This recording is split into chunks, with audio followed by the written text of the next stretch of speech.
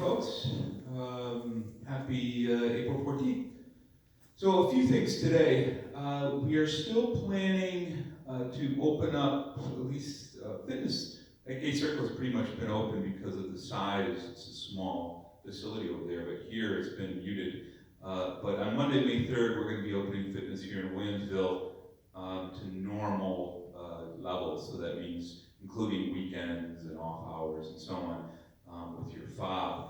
And so, and not having specific definitive numbers of residents that can go in there like we do now. You still have to wear your masks, but the fitness center will be open pretty much or exactly the normal hours on May 3rd, and that includes the pool as well. So I know again we're still at this point up until May 3rd, it's still a limited number in the pool at any given time. That's going to change, and I know folks will actually be able to go back and have their volleyball games and exercise classes and all the stuff that we're used to doing in the pool that week. We're going to go back to all that, so I'm sure all the pool folks will be happy about that.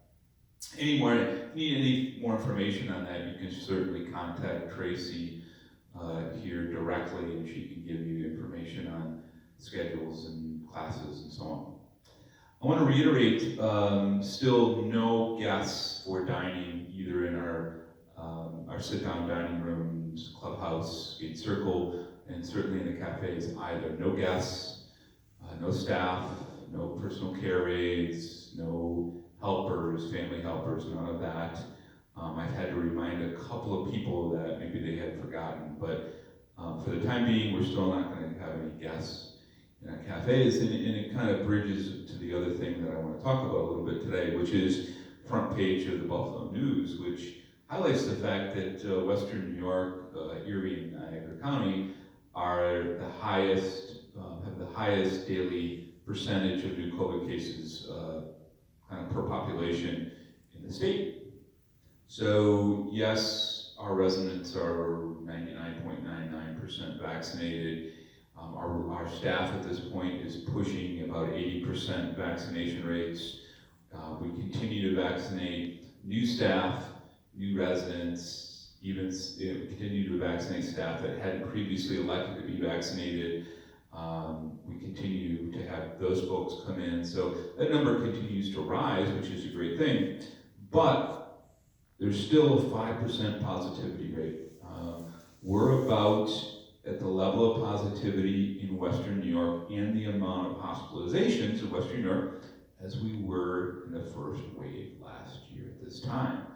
So while it's not really affecting older adults as much, because older adults, and specifically here at Canterbury Woods, have high vaccination levels, what it means is that it's spreading out to the community, to older adults, family members, grandchildren, children. So our residents, as well as other older adults, are exposed. The wonderful thing is you have the vaccine, and it seems to, with all the data, and certainly we've had some exposures here at Canterbury Woods, it seems to be doing its job. But let's hope that continues. We actually did have a staff member test positive at Gate Circle over this past weekend, and as a result of that, we had to do some contact tracing, both with staff and residents. A number of residents were tested, and will be tested again. We've had no subsequent positive cases.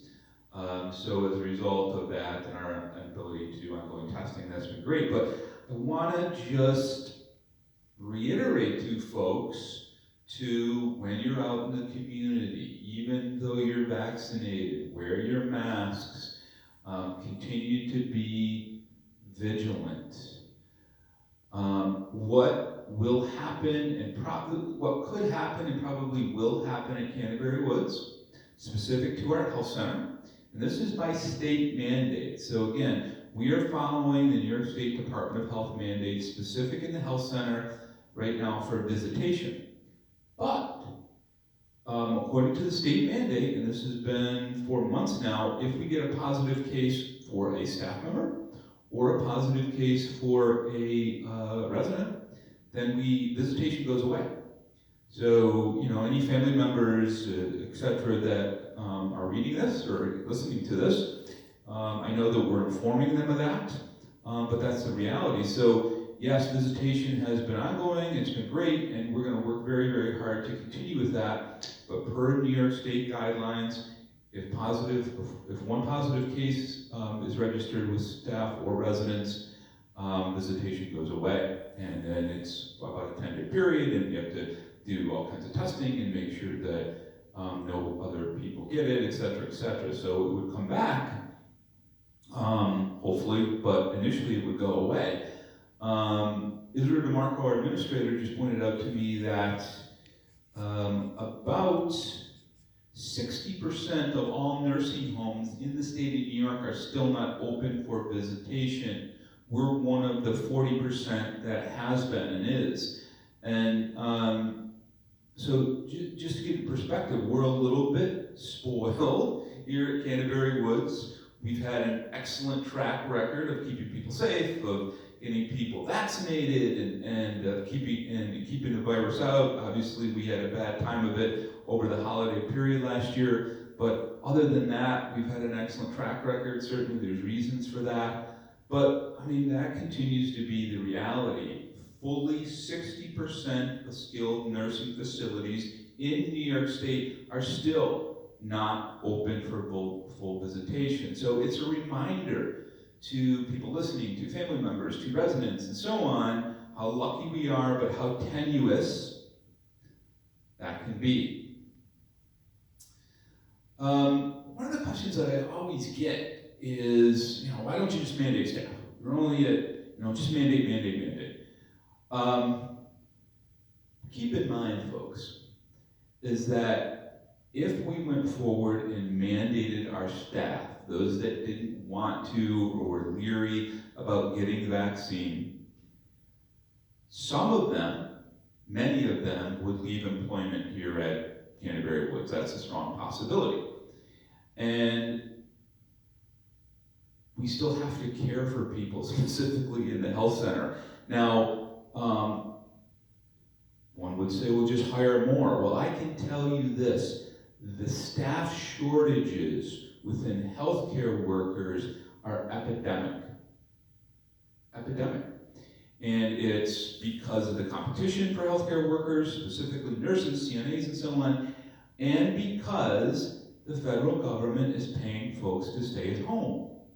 So, yes, it's nice that the federal government keeps giving money away and so on, and extending unemployment benefits and so on, but there's a downside to that. Please keep this in mind. The downside to that is that it's an inducement for people not to work. And healthcare and hospitality and all these businesses that are trying to ramp up again or trying to service people are feeling the effects of that mightily. So that's the downside of these checks that the government continues to write.